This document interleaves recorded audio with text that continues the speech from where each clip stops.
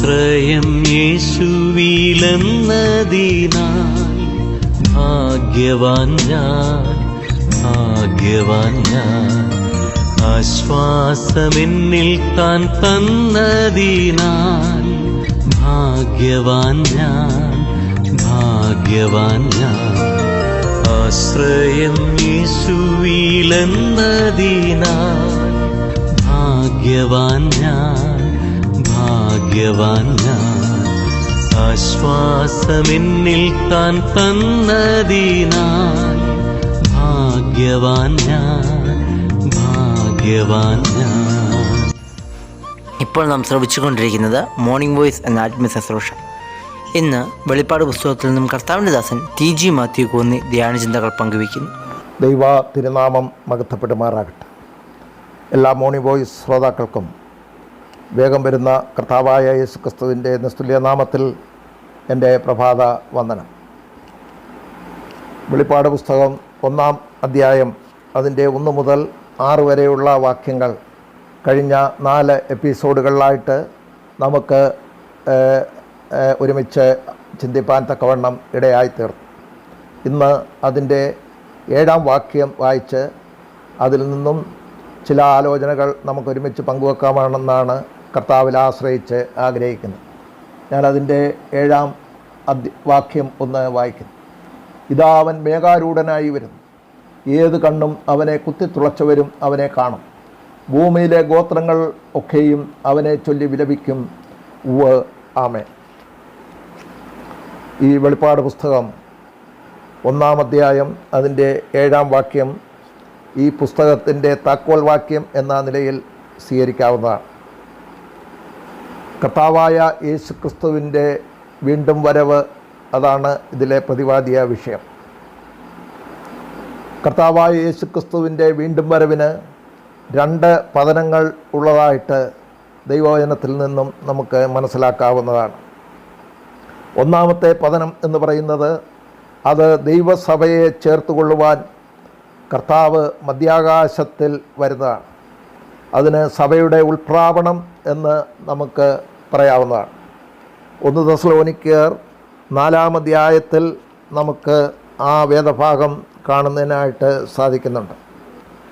അവിടെ നമ്മൾ വായിക്കുന്നത്, കർത്താവ് താൻ ഗംഭീരനാദത്തോടും പ്രധാന ദൂതൻ്റെ ശബ്ദത്തോടും ദൈവത്തിൻ്റെ കാഹളത്തോടും കൂടെ സ്വർഗത്തിൽ നിന്ന് ഇറങ്ങി വരികയും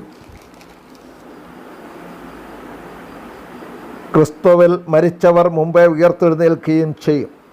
പിന്നെ ജീവനോടെ ശേഷിക്കുന്ന നാം അവരോടൊരുമിച്ച് ആകാശമേഘങ്ങളിൽ കർത്താവിനെ എതിരേൽപ്പാൻ എടുക്കപ്പെടും. ഇങ്ങനെ നാം എപ്പോഴും കർത്താവിനോട് കൂടെയായിരിക്കും.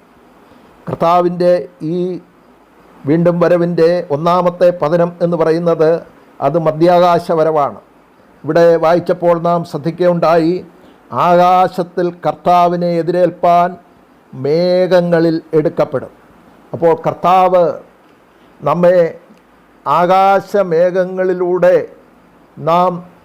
നമ്മെ കൂട്ടിക്കൊണ്ട് പോകുന്ന രംഗമാണ് ഈ ഭാഗത്ത് നമുക്ക് കാണുന്നതിനായിട്ട് സാധിക്കുന്നുണ്ട്. തുടർന്ന് നമുക്കറിയാം, ഈ സഭ ഈ ഭൂമിയിൽ നിന്നും എടുക്കപ്പെട്ടതിന് ശേഷം ഈ ഭൂമി ഒരു മഹാപീഡനത്തിൽ കൂടെ കടന്നു പോവുകയാണ്. 7 വർഷക്കാലം അന്തിക്രിസ്തുവിൻ്റെ വാഴ്ചയും അവൻ്റെ ക്രൂരമായ ഭരണവും മൂലം ഇസ്രായേൽ ജനം വളരെ കഷ്ടങ്ങളിൽ കൂടെ കടന്നു പോകുന്ന, പീഡനങ്ങളിൽ കൂടെ കടന്നു പോകുന്ന ഒരു അവസ്ഥയാണ് ഈ 7 വർഷക്കാലം നമുക്ക് മനസ്സിലാക്കാൻ കഴിയുന്നത്. ഈ 7 വർഷത്തിൻ്റെ ഒടുവിൽ കർത്താവായ യേശുക്രിസ്തു ഈ ഭൂമിയിലേക്ക് കടന്നു വരുന്ന രംഗമാണ് ഈ 7-ാം വാക്യത്തിൽ നമ്മൾ വായിച്ചത്. ആ വരവിനെക്കുറിച്ച് അവിടെ രേഖപ്പെടുത്തിയിരിക്കുന്നത്, ഇതാ അവൻ മേഘാരൂഢനായി വരുന്നു. നമ്മുടെ കർത്താവിൻ്റെ വരവ്, ഈ ഭൂമിയിലേക്കുള്ള വരവ്, അവൻ മേഘരൂഢനായി വരുന്നു, അഥവാ മേഘങ്ങളുടെ അകമ്പടിയോടെ ഈ ഭൂമിയിലേക്ക് വരുന്നു. നമുക്കറിയാം, കർത്താവായ യേശുക്രിസ്തു തൻ്റെ 1-ാമത്തെ വരവിൽ മനുഷ്യവർഗത്തിൻ്റെ പാപത്തിന് പരിഹാരം വരുത്തിയ ശേഷം മരണത്തെ ജയിച്ചുയർത്തെഴുന്നേറ്റ് താൻ സ്വർഗാരോഹണം ചെയ്തത് ഒലിവുമലയിൽ നിന്നുമാണ് എന്ന് വിശുദ്ധ വചനം നമ്മെ ഓർപ്പിക്കുന്നുണ്ട്. ആ ഒലിവുമലയിലേക്ക് തന്നെയാണ് താൻ ഇറങ്ങി വരുന്നത്. നമുക്കറിയാം സക്കറിയ പ്രവചനം അതിൻ്റെ 14-ാം അധ്യായം 4-ാം വാക്യത്തിൽ നമുക്കത് കാണുവാൻ കഴിയുന്നുണ്ട്. അന്നാളിൽ അവൻ്റെ കാൽ യെരുശലേമിന് എതിരെ കിഴക്കുള്ള ഒലിവുമലയിൽ നിൽക്കും. അഥവാ ഈ ഭൂമിയിലേക്ക് അവൻ ഇറങ്ങി വരുന്ന രംഗമാണ് ആ ഭാഗത്ത് നമുക്ക് കാണുവാൻ കഴിയുന്നത്. അപ്പോൾ തുടർന്ന് കർത്താവിൻ്റെ വരവ് ആ നിലയിൽ വീണ്ടും വരവിൻ്റെ ഒന്നാമത്തെ പതനം മധ്യാകാശത്തിൽ വന്ന് സഭയെ ചേർത്തെങ്കിൽ അതിനുശേഷം 7 വർഷം കഴിഞ്ഞ് 7 വർഷത്തിൻ്റെ ഒടുവിൽ താൻ ഈ ഭൂമിയിലേക്ക് വരുന്ന രംഗമാണ് നമുക്ക് ഈ ഭാഗത്ത് കാണുവാൻ കഴിയുന്നുണ്ട്. അന്ന് സംഭവിക്കുന്ന കാര്യങ്ങളെക്കുറിച്ച് അവിടെ വായിക്കുന്നുണ്ട്. ഏത് കണ്ണും അവനെ കുത്തിത്തുളച്ചവരും അവനെ കാണും എന്ന് നമുക്കവിടെ കാണുവാൻ കഴിയുന്നുണ്ട്. അവിടെ മത്തായിയുടെ സുവിശേഷം 24-ാം അധ്യായം 30-ാം വാക്യത്തിൽ ഇങ്ങനെ വായിക്കുന്നു, മനുഷ്യപുത്രൻ ആകാശമേഘങ്ങളിന്മേൽ മഹാശക്തിയോടും തേജസ്സോടും കൂടെ വരുന്നത് കാണും. നമ്മുടെ കർത്താവിൻ്റെ ഈ ഭൂമിയിലേക്കുള്ള വരവാണ് അവിടെ രേഖപ്പെടുത്തിയിരിക്കുന്നത്. ദാനിയേൽ പ്രവചനം 7:13 നാം വായിക്കുന്നു, രാത്രി ദർശനങ്ങളിൽ മനുഷ്യപുത്രനോട് സദൃശനായ ഒരുവൻ ആകാശമേഘങ്ങളോടെ വരുന്നത് കണ്ടു എന്ന് ദാനിയേലിൻ്റെ പ്രവചനത്തോടുള്ള ബന്ധത്തിൽ താൻ അവിടെ രേഖപ്പെടുത്തിയിരിക്കുന്നു. 1 തെസ്സലോനിക്കർ 3:13 നാം ഇങ്ങനെ വായിക്കുന്നു, നമ്മുടെ കർത്താവായ യേശു സകല വിശുദ്ധന്മാരുമായി വരുന്ന അവൻ്റെ പ്രത്യക്ഷതയെന്ന് ആ തെസ്സലോനിക്ക ലേഖത്തിൽ രേഖപ്പെടുത്തിയിരിക്കുന്നു. പിന്നീട് നമ്മുടെ കർത്താവായ യേശു ക്രിസ്തുവിൻ തന്നെ പറഞ്ഞിരിക്കുന്ന ആ സംഭവം നമുക്ക് ഒന്ന് ശ്രദ്ധിക്കാവുന്നതാണ്. കർത്താവിൻ്റെ ന്യായവിസ്താര സമയത്ത് പീലാത്തോസ് കർത്താവിനോട് പറയുന്ന ഒരു പ്രസ്താവന,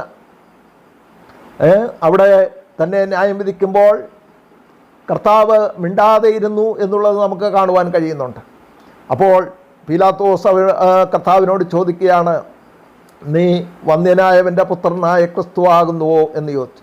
അപ്പോൾ കർത്താവ് അതിന് മറുപടി കൊടുക്കുന്നത് നമ്മുടെ ശ്രദ്ധേയമാണ്. അവിടെ കർത്താവ് ഇപ്രകാരം പറയുന്നു, ഞാൻ ആകുന്നു. കർത്താവ് പറയുകയാണ് ഞാൻ ആകുന്നു എന്നുള്ളത് കർത്താവ് അവിടെ പറയുകയാണ്. മാത്രമല്ല മനുഷ്യപുത്രൻ ദൈവസിംഹാസനത്തിൻ്റെ വലത്തുഭാഗത്ത് ഇരിക്കുന്നതും ആകാശമേഘങ്ങളെ വാഹനമാക്കി വരുന്നതും നിങ്ങൾ കാണുമെന്ന് കർത്താവ് തന്നെ അവിടെ പറയുന്നുണ്ട്. മത്തായിയുടെ സുവിശേഷം 26-ാം അധ്യായം 64-ാം വാക്യത്തിലും മർക്കോസിൻ്റെ സുവിശേഷം 14-ാം അധ്യായം 62-ാം വാക്യത്തിലുമാണ് ആ വേദഭാഗം നമുക്ക് കാണുന്നതിനായിട്ട് സാധിക്കുന്നത്. പിന്നീട് അവിടെ നമ്മൾ വായിക്കുന്നത്, ഏത് കണ്ണും അവനെ കുത്തിത്തുളച്ചവനും അവനെ കാണും, ഭൂമിയിലെ ഗോത്രങ്ങളൊക്കെയും അവനെ ചൊല്ലി വിലപിക്കും. സഖരിയ പ്രവചനം 12:10 ഒരു പ്രവചനത്തിൻ്റെ നിറവേറലാണ് ഈ വെളിപ്പാട് പുസ്തകം 1:7 ഇപ്പോൾ നാം വായിച്ചതായ ആ ഭാഗം. അവിടെ വായിക്കുന്നത്, ഏത് കണ്ണും അവനെ കുത്തിത്തുളച്ചവരും അവനെ കാണും. യോഹന്നാൻ്റെ സുവിശേഷത്തിൽ 19-ാം അധ്യായം 37-ാം വാക്യം നമ്മളിങ്ങനെ വായിക്കുന്നു, അവർ കുത്തിയവങ്കലേക്ക് നോക്കും. സങ്കീർത്തനം 22:16-17 വാക്യങ്ങൾ ശ്രദ്ധിക്കുമ്പോൾ, നായ്ക്കൾ എന്നെ വളഞ്ഞു, ദുഷ്ടന്മാരുടെ കൂട്ടം എന്നെ ചുറ്റിയിരിക്കുന്നു, അവർ എൻ്റെ കൈകളെയും കാലുകളെയും തുളച്ചു, എൻ്റെ അസ്ഥികളെയൊക്കെയും എണ്ണ. അവിടെയും നമുക്ക് കാണുവാൻ കഴിയുന്നത് അവർ എൻ്റെ കൈകളെയും കാലുകളെയും തുളച്ചു. അപ്പോൾ ഇവിടെ നമ്മൾ വായിക്കുന്നത് അവർ കുത്തിയവങ്കലേക്ക് നോക്കും എന്നുള്ള ആ പ്രവചനം, അതും അവിടെ ഈ വാക്യത്തിൻ്റെ അടിസ്ഥാനത്തിൽ നടക്കും എന്നുള്ളതാണ് നമുക്ക് കാണുന്നതിനായിട്ട് സാധിക്കുന്നുണ്ട്. പിന്നീട് പറയുകയാണ്, ഭൂമിയിലെ ഗോത്രങ്ങൾ ഒക്കെയും അവനെ ചൊല്ലി വിലപിക്കും എന്നുള്ളത്.